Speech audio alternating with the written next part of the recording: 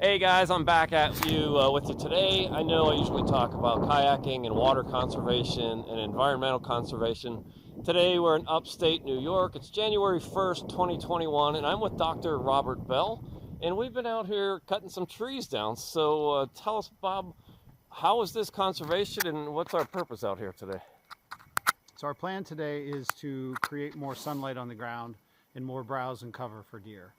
Deer do not do well in mature forests. Deer do well in regenerating forests. So we're cutting out poor trees, trees that are not going to ever become and have timber value. And we are putting them on the ground so deer can then browse on them. So we're leaving cherry, maple, some cucumber, and some yellow poplar to stand and knocking all the other stuff down. We're also going to come back in with some spray and terminate some beech that are very poor browse for deer.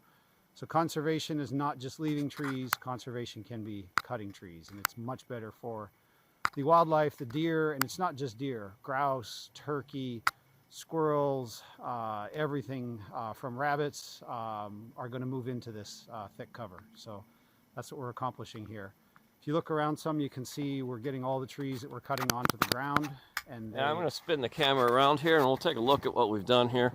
To the casual observer, it might look like we've just, cut down a bunch of trees needlessly and left them lay, but this is actually creating great habitat for the deer.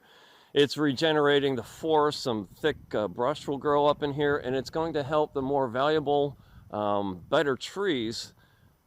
It'll give them a better life, and they'll develop more, and they'll have more resources for themselves. So with the buzz of the chainsaw behind me, what I've learned here today is not only does bringing these trees down now make it a little bit nicer for the stronger, healthier, more valuable trees, but the tops of these trees immediately provide food for deer and other wildlife. They will eat the little tips of the trees. That's called browsing. And a lot of the trees we just cut off at the base, and a lot of these stumps will rejuvenate in the spring, and sprouts will come up, and wildlife will eat those. And then what Bob told me is some of these he leaves a little hinge of bark on, connecting it to the stump.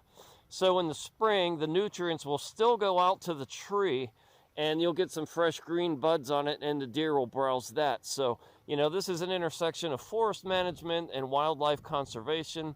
This provides food and necessary cover for deer. They like thick parts of the forest, and once some of these trees are cleared out and the sun can get down to the dirt, some briars and smaller vegetation will come in here, and then the deer and turkeys and other animals will feed on that. Anything else you want to say about forest conservation? not really. We were in here yesterday cutting some, and since we were here yesterday, last night there were deer in here actually browsing on these trees. So this is food for deer in the wintertime. Okay, thanks Bob, appreciate it. Yep.